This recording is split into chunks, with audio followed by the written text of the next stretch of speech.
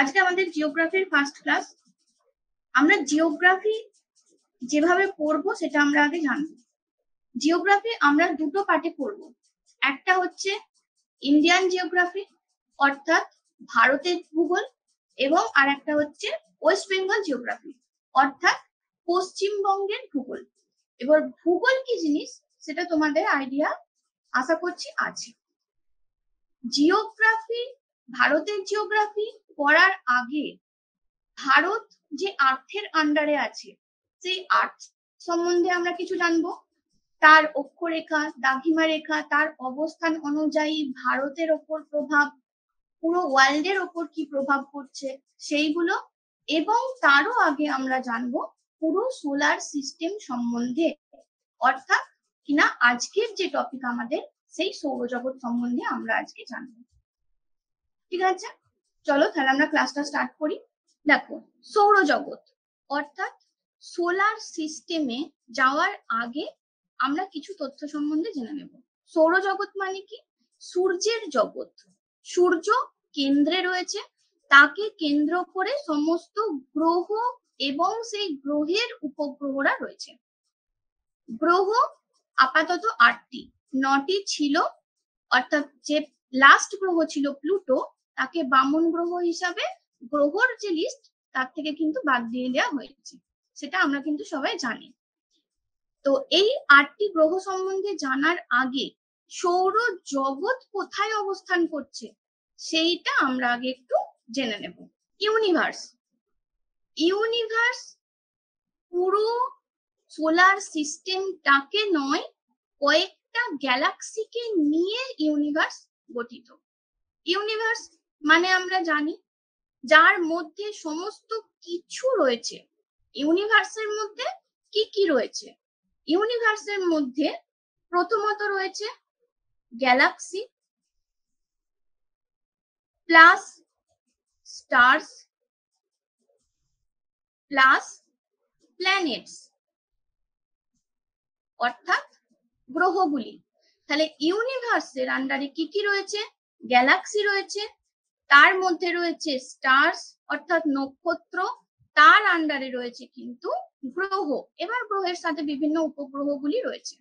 এই ইউনিভার্সে কয়েক billion Galaxy রয়েছে। যতগুলো কুণ্ডলী আকারের জিনিস দেখতে পাচ্ছ ইউনিভার্সের আন্ডারে, এইগুলো কিন্তু সমস্ত গুলোই এক একটা গ্যালাক্সি। কয়েক বিলিয়ন গ্যালাক্সি রয়েছে ইউনিভার্সের আন্ডারে। এবার কোন গ্যালাক্সিতে আমরা বসবাস করছি সেইটা আমাদেরকে জানতে হবে। তো এতগুলো গ্যালাক্সির মধ্যে আমাদের যে গ্যালাক্সিটা, সেই গ্যালাক্সিটা হচ্ছে Milky Way galaxy. Milky Way galaxy, আমাদের গ্যালাক্সিটার নাম কি তাহলে? Milky Way galaxy. এইটা কিরকম দেখতে? স্পাইরাল আকারের অর্থাৎ কুণ্ডলী আকারের। দেখতে পাচ্ছ এরকম প্যাঁচালো সর্পের মতো কুণ্ডলী আকারের, এটা হচ্ছে মিল্কি ওয়ে গ্যালাক্সি।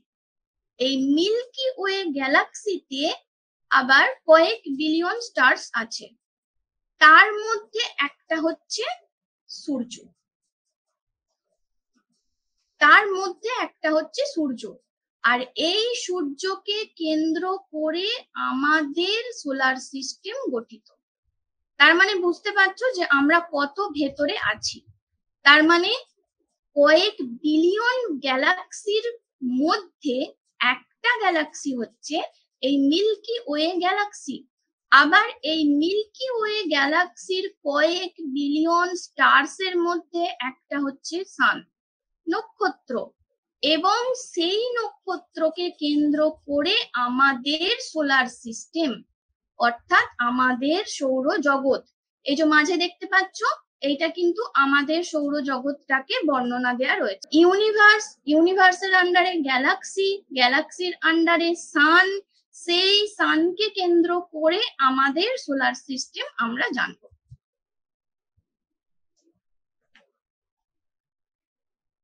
সান কি? সৌরজগতের কেন্দ্রে থাকে। সান থাকে সৌরজগতের কেন্দ্রে। একে কেন্দ্র করে এবার সমস্ত গ্রহগুলো ঘুরতে থাকে নিজের নিজের কক্ষপথে।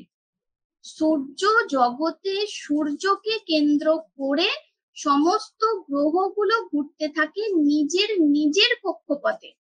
এবার আর একটা জিনিস জানতে হবে, আমরা আগে জানতাম সূর্য স্থির থাকে, সূর্যও কিন্তু স্থির থাকে না। সূর্য কিন্তু এই গ্যালাক্সিতে ঘুরতে থাকে। এই যে গ্যালাক্সি আছে, এই গ্যালাক্সিকে পরিক্রমণ করতে থাকে এবং সেই সূর্যকে কেন্দ্র করে আমাদের সব গ্রহগুলো কিন্তু এই গ্যালাক্সির চারদিকে ঘুরতে থাকে। এক কথায় বলা যায় 25,000 আলোকবর্ষ টাইম লাগে সূর্যের একবার এক গ্যালাক্সিটাকে ঘুরতে। ঠিক আছে, খুব ইজি ব্যাপার না। যেমন পৃথিবী সূর্যকে ঘুরছে 365 দিনে, সেরকম কিন্তু না। সূর্যের একটা গ্যালাক্সিকে ভ্রমণ করতে প্রায় 25,000 বছর লেগে যাচ্ছে। তো সেইভাবে দেখতে গেলে হয়তো হয়েছে কিনা সেটা আন্দাজ করাটাও খুব ডিফিকাল্ট। তাহলে কি হলো, সূর্য সৌরজগতের কেন্দ্রে থাকছে। পৃথিবীর সব থেকে কাছের নক্ষত্র কিন্তু সূর্য। আর এই সূর্য এত উত্তপ্ত হয় কি কারণে? কারণ সূর্যটা হাইড্রোজেন এবং হিলিয়াম এই দুটো গ্যাসের মিশ্রণে তৈরি, যার জন্য প্রচুর পরিমাণে উত্তাপ বা হিট তৈরি হয়। কিসের জন্য? নিউক্লিয়ার বিক্রিয়ার জন্য।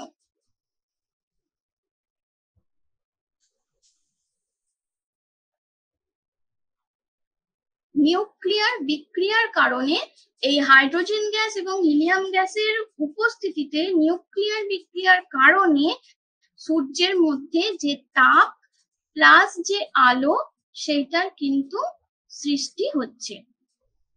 তাপ প্লাস আলোর সৃষ্টি হচ্ছে। সূর্য আকারে পৃথিবীর থেকে 13 লক্ষ গুণ বড়। সূর্য হচ্ছে পৃথিবীর থেকে 13 লক্ষ গুণ বড়। ওকে, এতদূর পর্যন্ত ক্লিয়ার? নেক্সট আমরা আরেকটা ছোট্ট জিনিস জেনে নেব গ্রহতে যাওয়ার আগে, সেটা হচ্ছে গ্রহাণু। গ্রহাণু বা গ্রহের অণু বলা যেতে পারে। এটা কি? নক্ষত্র, গ্রহ এবং উপগ্রহ ছাড়াও কিছু কিছু ক্ষুদ্র পদার্থ থাকে যেগুলো কিনা সূর্যের চারপাশে ঘুরে বেড়ায়। সূর্যের চারপাশে গ্রহ উপগ্রহ ছাড়াও কিছু কিছু ক্ষুদ্র পদার্থ থাকে যেগুলো ঘুরে বেড়ায়, এগুলিকেই কিন্তু গ্রহাণু বলে। এবার এই ছোট ছোট ক্ষুদ্র পদার্থগুলো কি? এগুলো অনুমান করা হয় যে এরাও আগে কোনো গ্রহের অংশ ছিল, তার পরে এইগুলো ক্ষুদ্র ক্ষুদ্র কণায় পরিণত হয়ে, অর্থাৎ ব্লাস্ট হয়ে গিয়ে ক্ষুদ্র ক্ষুদ্র কণায় পরিণত হয়ে গিয়ে এগুলো গ্রহাণুতে পরিণত হয়েছে। ঠিক আছে, এই গ্রহাণু সব থেকে বেশি দেখতে পাওয়া যায় মঙ্গল এবং বৃহস্পতি। মঙ্গল এবং বৃহস্পতির মাঝে, এর কক্ষপথের মাঝে কিন্তু সব থেকে বেশি গ্রহাণু লক্ষ্য করা যায়। কোশ্চেনটা ফুডে এসেছে, কোন শিফটে আমার সেটা মনে নেই, আমি দেখেছিলাম। মঙ্গল এবং বৃহস্পতির যে কক্ষপথ আছে সেই কক্ষপথের মাঝে কিন্তু সব থেকে বেশি গ্রহাণু লক্ষ্য করা যায়। এই গ্রহাণুগুলো কি বললাম? এই গ্রহাণুগুলি হলো যে সূর্যের পাশে ঘুরতে থাকা গ্রহ উপগ্রহ ছাড়াও অন্যান্য কিছু পদার্থ, যেগুলো কিনা আগে কোনো গ্রহেরই অংশ ছিল, পরে বিস্ফোরিত হয়ে গিয়ে ছোট ছোট কণাতে পরিণত হয়ে গ্রহাণুতে পরিণত হয়েছে। ওকে, নেক্সট আমরা এবার যাচ্ছি গ্রহ সিকোয়েন্স অনুযায়ী, অর্থাৎ সূর্য থেকে কে কত দূরে আছে সেইভাবে আমরা যাচ্ছি।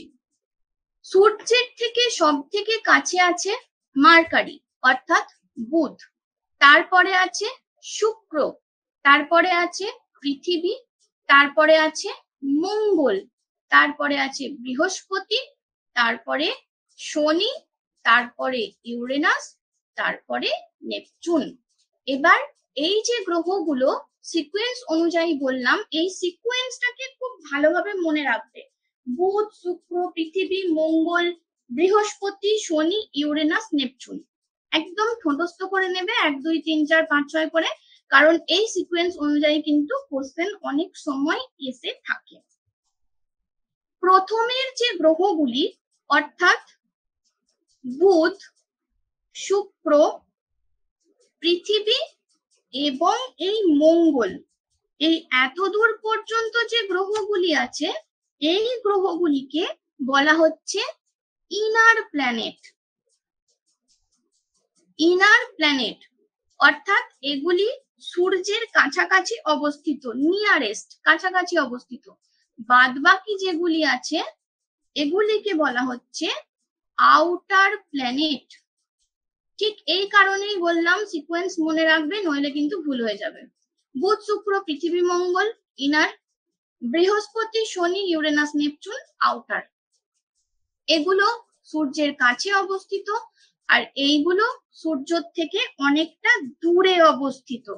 এইগুলোতে কিছু কিছু এগুলোতে মেটালিক মিনারেলস দেখতে পাওয়া যায়, অর্থাৎ মেটালিক মিনারেলস দ্বারা এইগুলো গঠনকে লক্ষ্য করা যায়, কিন্তু এইগুলিতে সেইগুলি অতটা লক্ষ্য করা যায় না। এইগুলির একটা পাতলা অ্যাটমসফিয়ার রয়েছে, এইগুলির একটা পাতলা অ্যাটমসফিয়ার লক্ষ্য করা যায়, কিন্তু এদের সেই পাতলা অ্যাটমসফিয়ার লক্ষ্য করা যায় না। এদের রিং নেই, রিং নেই। এদের রিং লক্ষ্য করা যায়, যেমন স্যাটার্ন, স্যাটার্নের কিন্তু রিং বা বলয় কিন্তু লক্ষ্য করা যায়। এবার এই বলয়গুলো কি?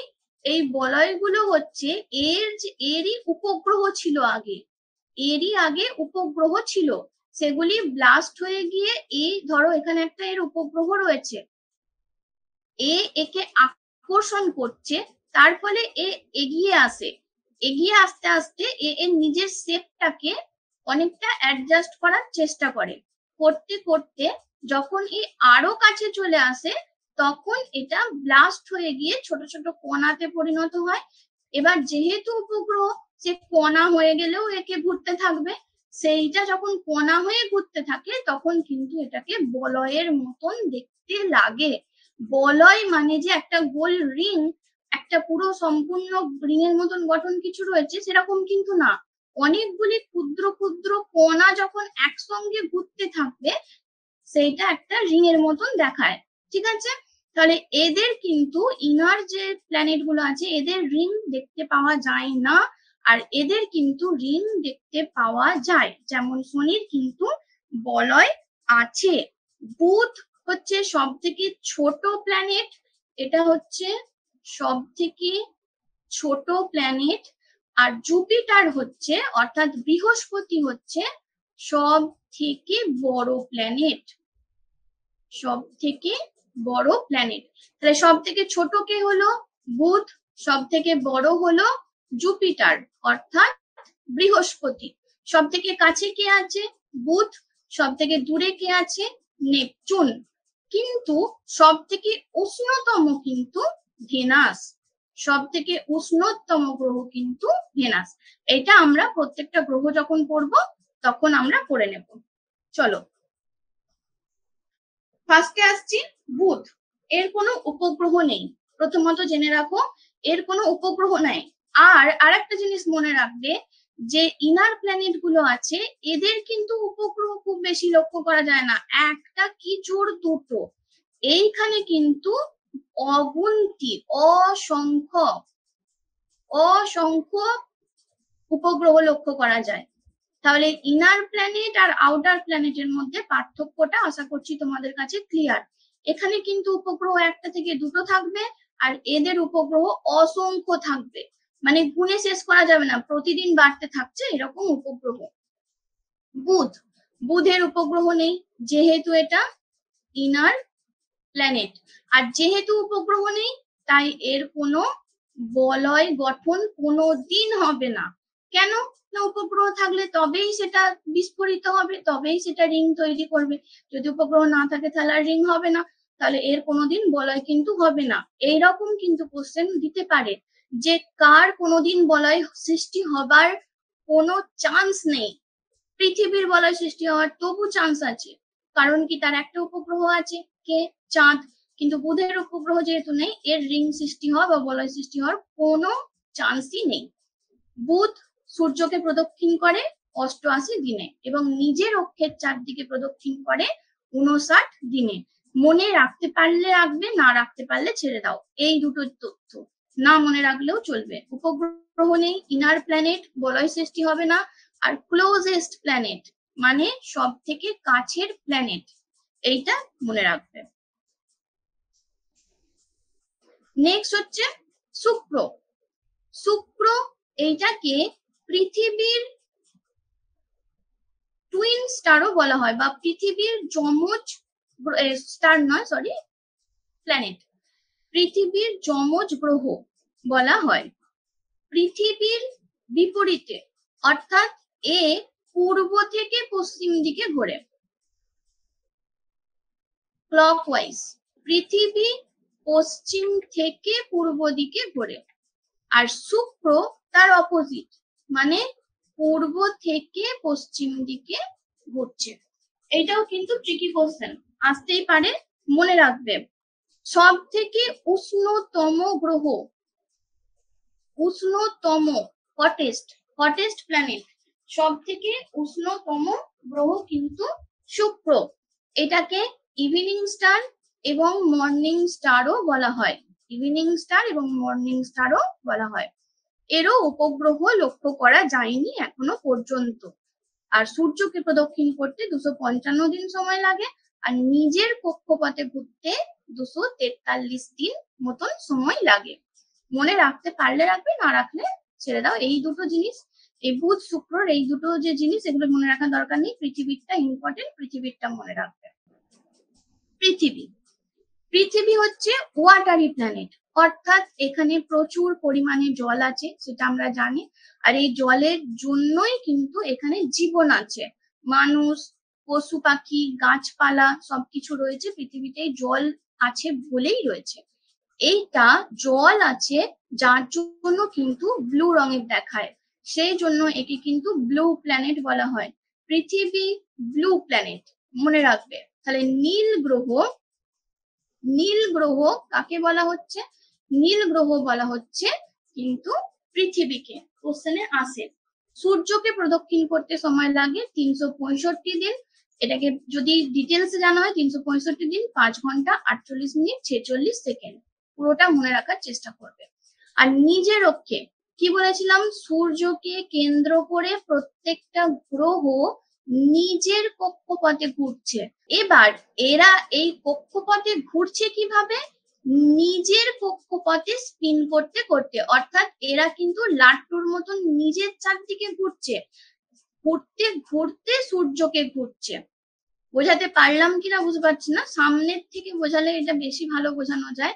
ধরো একটা লাট্টু যখন স্পিন হয় তখন কিভাবে স্পিন হয়, সেইভাবে স্পিন হতে হতে কিন্তু সূর্যকে প্রদক্ষিণটা করছে। এই নিজের অক্ষের চারদিকে যেটা ঘুরছে, সেই নিজের অক্ষের চারদিকে ঘুরতে সময় লাগে 23 ঘন্টা 56 মিনিট 4 সেকেন্ড, বা এটাকে কিন্তু টোটালি ধরা হয় 24 ঘন্টা। এই 24 ঘন্টাকেই আমরা এক দিন বলি। আমাদের পৃথিবীতে 24 ঘন্টায় এক দিন হয়। আর এই 365 দিনে, এই 365 দিন সূর্যকে ঘুরতে সময় লাগছে এক আলোকবর্ষ, অর্থাৎ এইটাকে বলা হচ্ছে এক বর্ষ। তাহলে এইটাকে বলা হচ্ছে বর্ষ, আর এইটাকে বলা হচ্ছে দিন। এই সূর্যকে যখন ঘুরছে, দেখো কখনো সূর্যের খুব কাছে আছে, আবার কখনো সূর্যের খুব দূরে থাকছে। এই কারণে এই কক্ষপথটা ওভাল টাইপের, যার জন্য সূর্যের কখনো একদম কাছে চলে আসছে, আবার কখনো অনেকটা দূরে থাকছে। সেই কারণে কি হয়, কখনো প্রচুর হিট পায় পৃথিবী, মানে প্রচুর তাপ লাগছে, আবার কখনো কিন্তু খুব কম তাপ লাগছে। যার জন্য কিন্তু এখানে এই সূর্যকে যে প্রদক্ষিণ করছে, এর কারণে কিন্তু ঋতু পরিবর্তন হচ্ছে আমাদের পৃথিবীতে।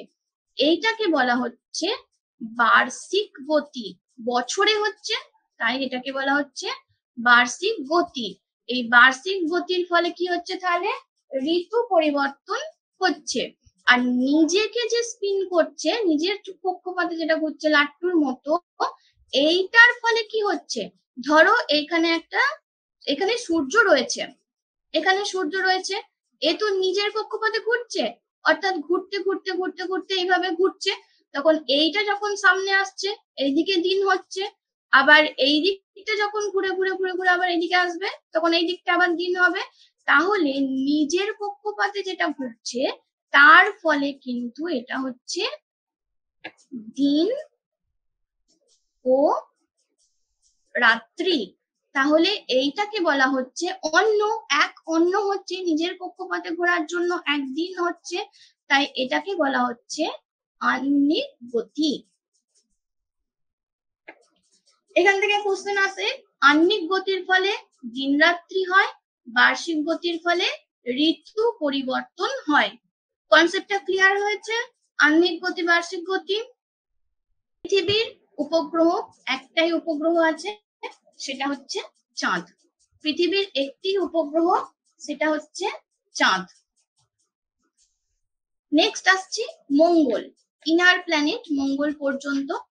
এই মঙ্গল রেড প্ল্যানেট বা লাল গ্রহ নামে কিন্তু পরিচিত। ইনার প্ল্যানেট মঙ্গল লাল গ্রহ নামে পরিচিত। এবং এইটা কেন লাল গ্রহ নামে পরিচিত, কারণ এখানে রেড সয়েল আছে এবং পিঙ্ক স্কাই আছে, এখানে আয়রন আছে প্রচুর পরিমাণে, যার জন্য এই যে মাটিটা সেটা লাল রঙের দেখায়, যার ফলে আকাশটা লাল রঙের দেখায়, যার জন্য পুরো প্ল্যানেটটাকে রেড দেখায়।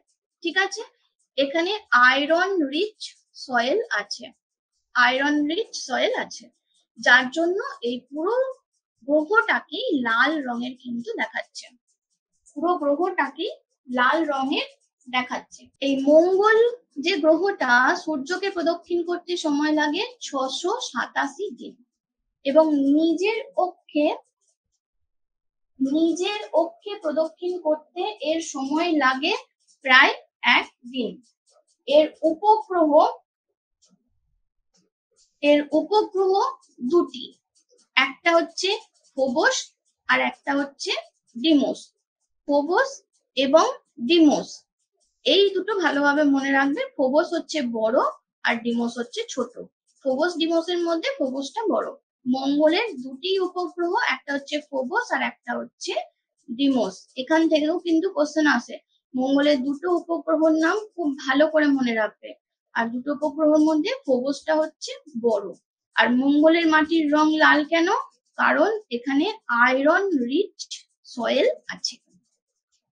এই মঙ্গলে ইন্ডিয়ান স্পেস রিসার্চ অর্গানাইজেশন অর্থাৎ ইসরো ভারতের হয়ে প্রথম, মানে ভারত প্রথম, বিশ্বের প্রথম দেশ হিসাবে কিন্তু এর কক্ষপথে অর্থাৎ এর অরবিটে মিশন চালু করেছিল।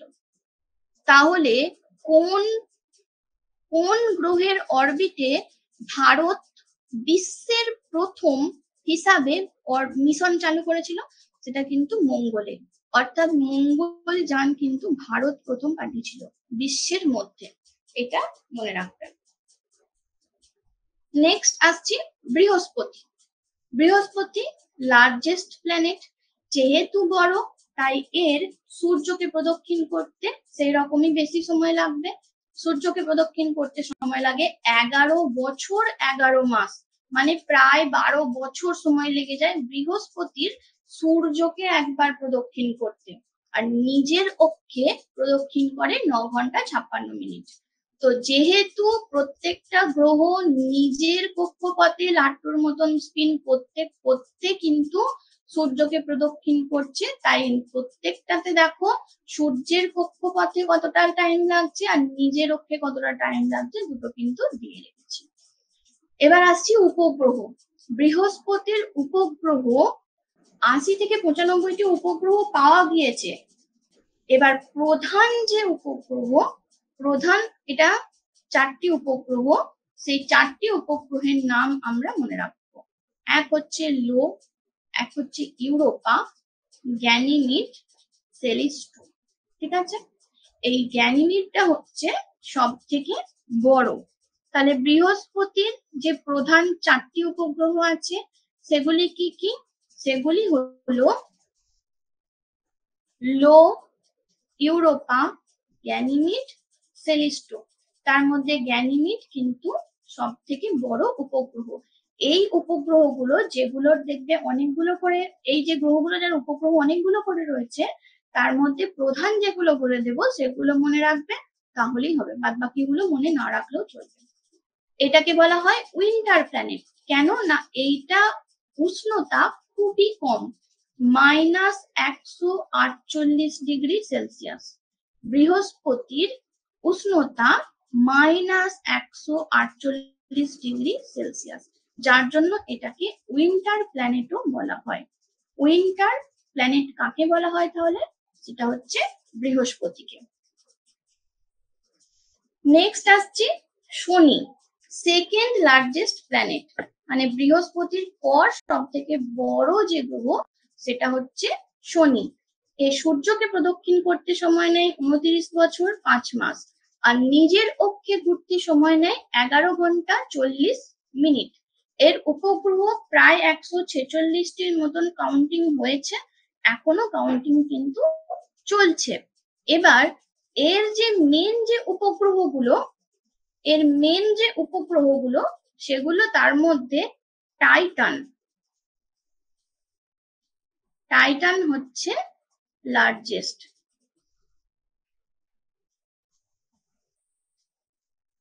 টাইটান হচ্ছে লার্জেস্ট, অর্থাৎ টাইটান সব থেকে বড়।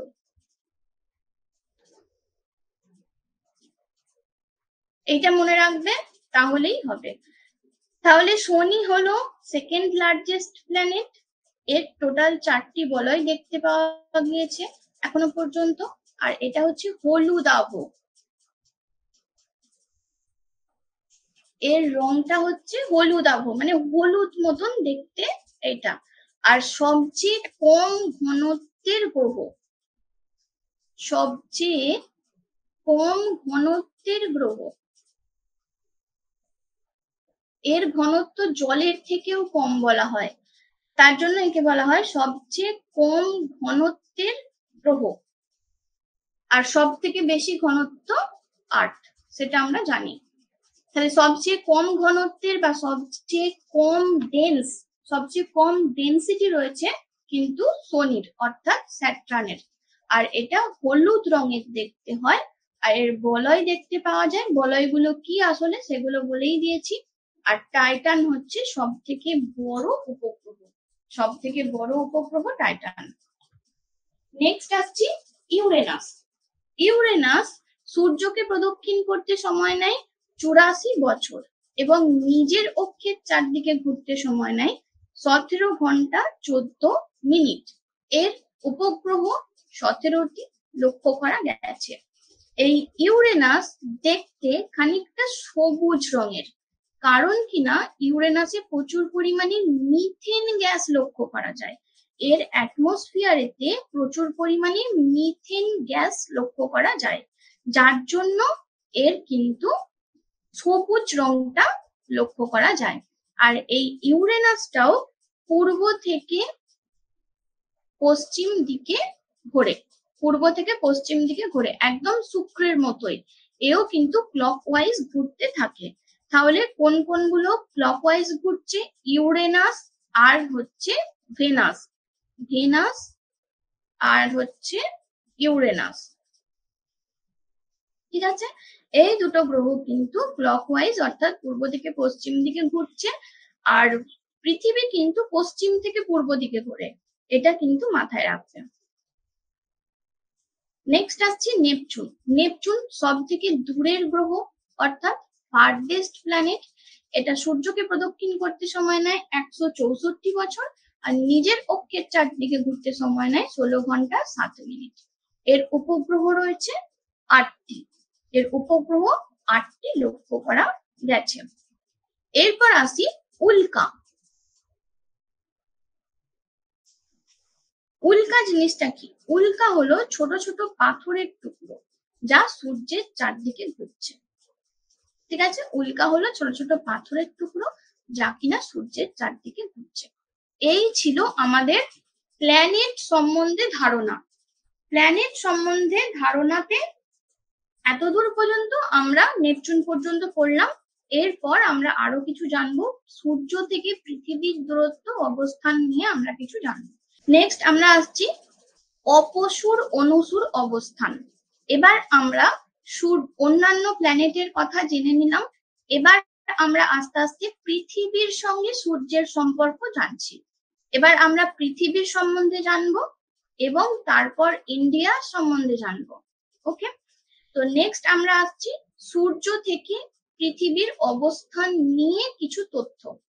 সূর্যর যে কক্ষপথে পৃথিবী সূর্যকে প্রদক্ষিণ করছে সেইটা অনেকটা ওভাল বা ডিম্বাকৃতি, সেটা আমরা দেখতে পাচ্ছি এখানে ছবিটাতে দেখো, ঠিক এইরকমই কিন্তু থাকে।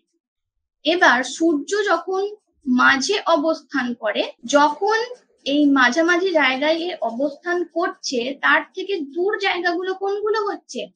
এই দুটো পয়েন্ট সব থেকে দূর হচ্ছে, তাই না? আর সব থেকে কাছ হচ্ছে কোনগুলো? এই দুটো পয়েন্ট সব থেকে কাছ হচ্ছে। এই যে জায়গাগুলো, তার মধ্যে একটু যদি দূর বা একটু কাছে যদি ধরা হয়, এই জায়গাগুলো কিন্তু কিছুটা দূরে থাকছে, বা এটাকে আংশিক কাছেও ধরা হচ্ছে। সব থেকে দূরের জায়গা এইটা আর এইটা, এই জায়গাগুলোতে সব থেকে দূরে থাকছে, আর সব থেকে কাছে এই জায়গাটা আর এই জায়গাটা। এবার এই যে জায়গার পজিশনটা, সেটা কোন সময় আসে বছরের, সেটা আমরা জানবো। অপসূর অবস্থান।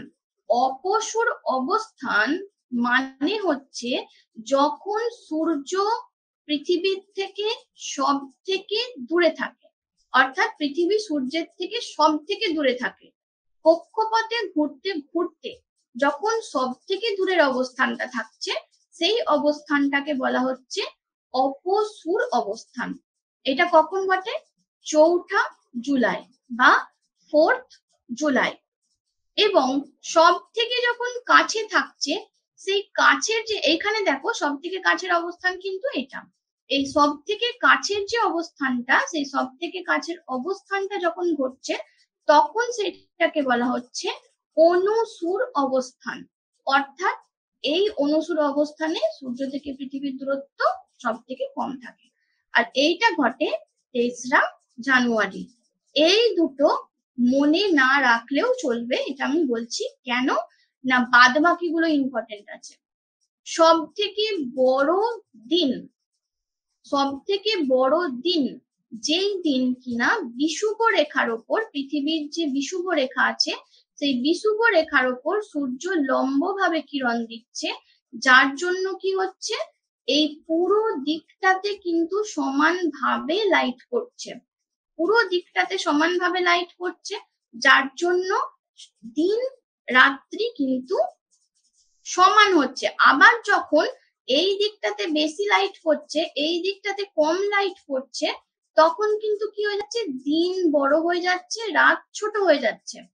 আবার যখন দেখবে এই দিনের দিকটাতে কম লাইট পড়ছে আর এই দিকটাতে বেশি লাইট পড়ছে, তখন দিন ছোট হয়ে যাচ্ছে, রাত বড় হয়ে যাচ্ছে।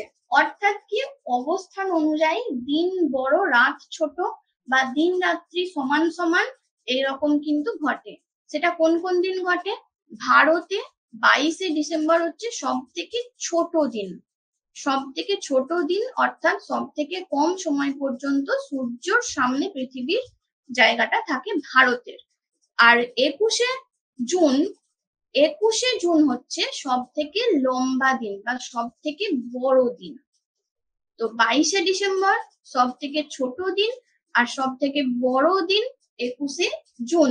এখানে 21শে ডিসেম্বর দেওয়া রয়েছে, এটা আর্থের, আর ভারতে 22শে ডিসেম্বর লক্ষ্য করা যায়। 21শে মার্চ এবং 23শে সেপ্টেম্বর, 21শে মার্চ এবং 23শে সেপ্টেম্বর, এই দুই দিন বিষুব রেখার ওপর সূর্যরশ্মি লম্বভাবে পড়ে। এই যে বিষুব রেখা রয়েছে, এই বিষুব রেখার ওপর সূর্যরশ্মি লম্বা ভাবে পড়ছে, দেখো এই বিষুব রেখার ওপর লম্বা ভাবে পড়ছে। বিষুব রেখা মাঝখান বরাবর থাকে, তো এই বিষুব রেখার ওপর কিন্তু লম্বা ভাবে পড়ছে, যার জন্য কি হয়, এই দুটো দিনে কিন্তু দিন ও রাত্রি সমান হয়, মানে 12 ঘন্টা দিন হয়, 12 ঘন্টা রাত হয়। বাদ বাকি দিনগুলোতে কিন্তু দিন রাত্রি সমান সমান দেখতে পাওয়া যায় না। দিন ও রাত্রি সমান হয় 21শে মার্চ এবং 23শে সেপ্টেম্বর দিনটা। আমি যে কোশ্চেন গুলো পড়াচ্ছি বা যে পড়াটা পড়াচ্ছি সেটা ভালো করে দেখো, যাতে করে কোশ্চেনের অ্যান্সার আমি যখন জিজ্ঞাসা করব তখন করতে পারো। ওকে, তো এই পড়ার মধ্যে থেকে কি কি সম্ভাব্য কোশ্চেন আসে যেগুলো পরীক্ষাতে পড়ে সেগুলো আমি নিয়ে এসেছি, সেগুলো তোমরা এই ক্লাসটার শেষেই দেখতে পাবে। মানে আমি পড়াটা পড়াবো, তারপর কোশ্চেন অ্যান্সার নিয়ে আলোচনা করব এই চ্যাপ্টারের।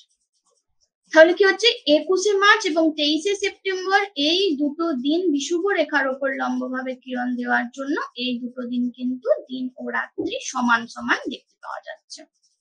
আর 22শে ডিসেম্বর সব থেকে ছোট দিন, অর্থাৎ ছোট দিন মানে রাত বড় হবে, রাত বড় হচ্ছে।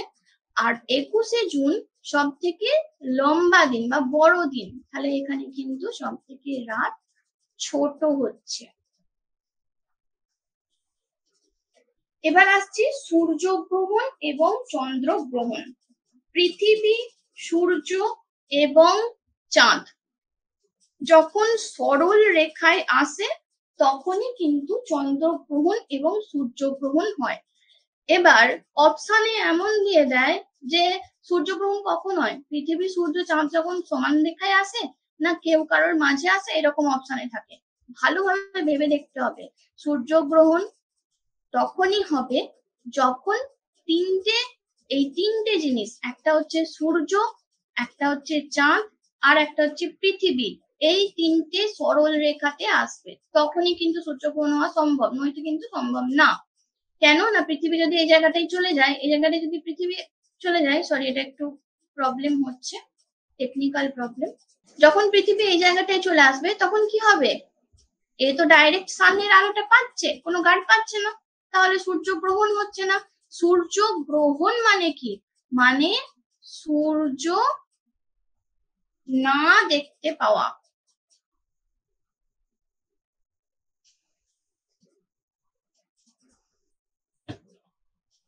মানে সূর্যকে দেখতে পাওয়া যাচ্ছে না। সূর্য গ্রহণ মানে হলো সূর্যকে দেখতে পাওয়া যাচ্ছে না। এবার সেই সূর্যকে দেখতে পাওয়া যাবে না কখন, যখন সূর্য আর পৃথিবীর মাঝে কেউ চলে আসবে। সূর্যকে দেখতে পাওয়া যাবে না, কাদের দেখতে পাওয়ার কথা হচ্ছে, মানুষের দেখতে পাওয়ার কথা হচ্ছে। মানুষ কোথায় আছে, পৃথিবীতে রয়েছে। তাহলে পৃথিবীর লোক সূর্যকে কখন দেখতে পাবে না, তার মাঝে যখন কিছু একটা চলে আসবে। কিছু একটা মানে চাঁদ। তাহলে চাঁদ যখন চলে আসছে এর মাঝে, তাহলে কি হচ্ছে, এই জায়গায় যে লোকগুলো আছে, এই জায়গায় যে লোকগুলো আছে তারা চাঁদের সামনে চলে আসার জন্য সূর্যকে দেখতে পাচ্ছে না, যার জন্য সূর্য গ্রহণ হয়ে যাচ্ছে। আবার যখন একটু চলে যাচ্ছে পৃথিবী বা চাঁদ এইদিকে একটু চলে আসছে, তখনই কিন্তু সূর্যগ্রহণ আর থাকছে না, তখনই কিন্তু সূর্যগ্রহণ আর থাকছে না, সূর্যগ্রহণ ক্লোজ হয়ে যাচ্ছে, অর্থাৎ পৃথিবী আবার সূর্যকে দেখতে পাচ্ছে। তাহলে সূর্যগ্রহণে কি হচ্ছে, মুন আসছে, অর্থাৎ চাঁদ আসছে পৃথিবী আর সূর্যের মাঝে। চন্দ্রগ্রহণ একই জিনিস। তাহলে কারা দেখতে পাবে না, পৃথিবীর লোক দেখতে পাবে না। কাকে দেখতে পাবে না, চন্দ্রকে অর্থাৎ চাঁদকে দেখতে পাবে না। সেটা কখন হবে, চাঁদে যখন সূর্যের আলোটা পড়বে না তখন চন্দ্রগ্রহণ হবে। অর্থাৎ পৃথিবীর লোক, চাঁদের তো নিজস্ব কোনো আলো নেই, চাঁদে যখন সূর্যের আলোটা পড়বে তখনই পৃথিবীর লোক চাঁদকে দেখতে পাবে। এবার চাঁদকে যখন দেখতে পাওয়া যাবে না, তার মানে কি, চাঁদ লুকিয়ে গেছে। কোথায় লুকিয়ে গেছে, পৃথিবীর পিছনে লুকিয়ে গেছে, যার জন্য চাঁদে কিন্তু পৃথিবীটা গার্ড করে দিচ্ছে আলোটা, চাঁদে আলো পৌঁছাচ্ছে না, যার জন্য চাঁদকে দেখতে পাওয়া যাচ্ছে না। তাহলে কি হচ্ছে, চাঁদ এখানে লুকিয়ে বসে আছে, যার জন্য পৃথিবীর লোক, এইদিকে চাঁদ সূর্যের আলো আছে, সূর্যের আলো পৃথিবীকে ভেদ করে এইদিকে যেতে পারছে না, যার জন্য চাঁদে আলো পড়ছে না। চাঁদে আলো না পড়লে চাঁদকে দেখা যাবে না, অন্ধকার থাকবে, তাই তখন চন্দ্রগ্রহণ হচ্ছে। তাহলে চন্দ্রগ্রহণ মানে চাঁদকে দেখা যাচ্ছে না, মানে চাঁদ লুকিয়ে পড়েছে পৃথিবীর পিছনে, এভাবে মনে রাখবে। অর্থাৎ কি, পৃথিবী তখন চাঁদ আর সূর্যের মাঝে আসছে। আর সূর্যগ্রহণ কখন হচ্ছে? সূর্যগ্রহণ যখন হচ্ছে তখন হচ্ছে সূর্যকে দেখতে পাওয়া যাচ্ছে না। তার মানে কি, পৃথিবীর লোক সূর্যকে দেখতে পাচ্ছে না, তার মানে পৃথিবীর চোখের সামনে, অর্থাৎ পৃথিবীর মানুষের চোখের সামনে চাঁদ এসে গেছে। চাঁদ ঢাকা দিয়ে দিয়েছে সূর্যকে, যার জন্য পৃথিবীর লোক সূর্যকে দেখতে পাচ্ছে না। তো এইভাবে কিন্তু কোশ্চেন আসে, আগেও বিভিন্ন পরীক্ষাতে এসেছে। তো সেই ধরনের কোশ্চেন নিয়েই আমরা আলোচনা করব। ফার্স্ট কোশ্চেন, মহাবিশ্বে সবচেয়ে উজ্জ্বল গ্রহ কোনটি? অপশন এ বুধ, অপশন বি শুক্র, অপশন সি পৃথিবী, অপশন ডি শনি। ওকে, তো রাইট অ্যান্সার হয়ে যাবে অপশন নাম্বার বি, শুক্র। শুক্র হচ্ছে সব থেকে উজ্জ্বল গ্রহ, যার জন্য কিন্তু একে ইভিনিং স্টার, মর্নিং স্টারও কিন্তু বলা হয়। সূর্যের নিকটতম গ্রহ কোনটি? সূর্যের নিকটতম গ্রহ কোনটি? Option number A Neptune, option number B মঙ্গল, অপশন সি বুধ, না অপশন ডি পৃথিবী। রাইট অ্যান্সার, সব থেকে কাছের গ্রহ হচ্ছে বুধ এবং সব থেকে ছোট গ্রহও বটে।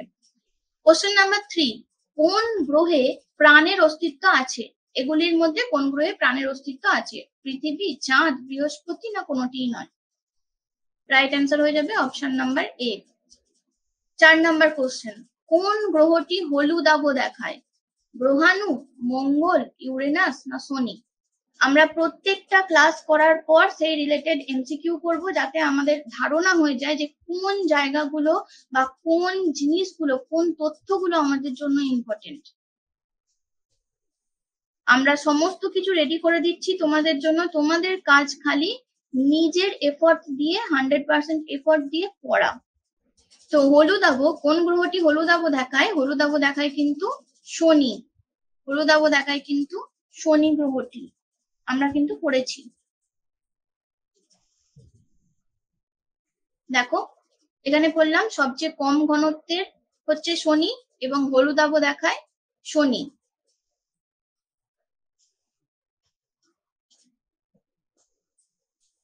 নেক্সট কোশ্চেন, 5 নাম্বার কোশ্চেন, সৌরজগতের দূরতম গ্রহ কোনটি? মানে সব থেকে দূরে অবস্থান করছে কোন গ্রহটি? Option A Neptune, option B বৃহস্পতি, অপশন সি বুধ, না অপশন ডি পৃথিবী? সব থেকে দূরতম গ্রহ হচ্ছে নেপচুন। পৃথিবীর, এটা কোশ্চেনটা একটু গন্ডগোল আছে, কোশ্চেনটা আমি মুখে বলে দিচ্ছি। কোন গ্রহের কক্ষপথের পর থেকে আউটার প্ল্যানেট শুরু হচ্ছে? রাইট অ্যান্সার হচ্ছে অপশন বি মঙ্গল। মঙ্গলের পর থেকেই কিন্তু আউটার প্ল্যানেট শুরু হচ্ছে, বা মঙ্গলের কক্ষপথের পর থেকেই কিন্তু আউটার প্ল্যানেট শুরু হয়ে যাচ্ছে। সৌরজগতের বৃহত্তম গ্রহ কোনটি? সৌরজগতের বৃহত্তম গ্রহ কোনটি? অপশন এ বুধ, অপশন বি মঙ্গল, অপশন সি বৃহস্পতি, না অপশন ডি শনি? সৌরজগতের বৃহত্তম গ্রহ হবে বৃহস্পতি। সব থেকে লার্জেস্ট প্ল্যানেট হচ্ছে বৃহস্পতি বা জুপিটার। কোশ্চেন নাম্বার 8, মঙ্গল ও বৃহস্পতির কক্ষপথটির ব্যবধানকে কি বলা হয়? অর্থাৎ মঙ্গল এবং বৃহস্পতির কক্ষপথের মধ্যে যে ব্যবধান থাকে, সেই ব্যবধানে কি থাকে? গ্রহাণু, ধূমকেতু, না উল্কা? দুটো অপশন এক হয়ে গেছে। আচ্ছা, এই তিনটে অপশনের মধ্যেই বলো যে গ্রহাণু, ধূমকেতু, না উল্কা? Right answer গ্রহাণু। মঙ্গল বৃহস্পতির মধ্যে কিন্তু গ্রহাণু লক্ষ্য করা যায়। কোশ্চেন নাম্বার 9, চন্দ্রগ্রহণ ঘটে যখন পৃথিবী সূর্য ও চাঁদের মাঝে থাকে, না চাঁদ পৃথিবী ও সূর্যের মাঝে থাকে, না পৃথিবী এবং চাঁদের মধ্যে সূর্য থাকে?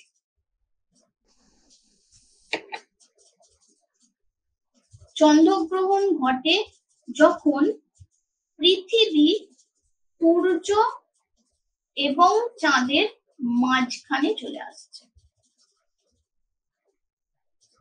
অর্থাৎ কোনটা হবে? রাইট অ্যান্সার হয়ে যাবে অপশন নাম্বার এ, পৃথিবী সূর্য ও চাঁদের মাঝে অবস্থান করছে।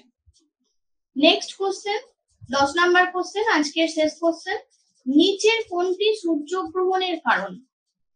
অপশন নাম্বার এ, পৃথিবী সূর্য ও চাঁদের মাঝে থাকে, নাকি চাঁদ পৃথিবী ও সূর্যের মাঝে থাকে, নাকি সূর্য পৃথিবী ও চাঁদের মাঝে থাকে, নাকি তিনটি একই সরল রেখায় থাকে। পজিশনটা আমরা আরেকবার দেখে নিই। সূর্যগ্রহণ মানে সূর্যকে দেখা যাবে না, তার মানে কি পৃথিবীর লোক সূর্যকে দেখতে পাচ্ছে না, তার মানে কি তার মাঝে চাঁদ এসে গেছে। তাহলে কি হবে রাইট অ্যান্সারটা? চাঁদ সূর্য ও পৃথিবীর মাঝে। রাইট অ্যান্সার হয়ে যাবে অপশন নাম্বার সি, চাঁদ সূর্য ও পৃথিবীর মাঝে। তো এই ছিল আজকের ক্লাস, এবং আজকের ক্লাস অর্থাৎ এই টপিক রিলেটেড এমসিকিউস। তো আশা করছি তোমরা সবাই বুঝতে পেরেছো, এবং এইভাবে ক্লাস করতে থাকলে, তোমরা যদি কন্টিনিউয়াসলি ক্লাস করতে থাকো, এইটুকু অ্যাসিওর করতে পারি যে জিওগ্রাফি থেকে যদি 5টা কোশ্চেনও থাকে, তার মধ্যে 4টা কোশ্চেন তোমরা অবশ্যই করতে পারবে।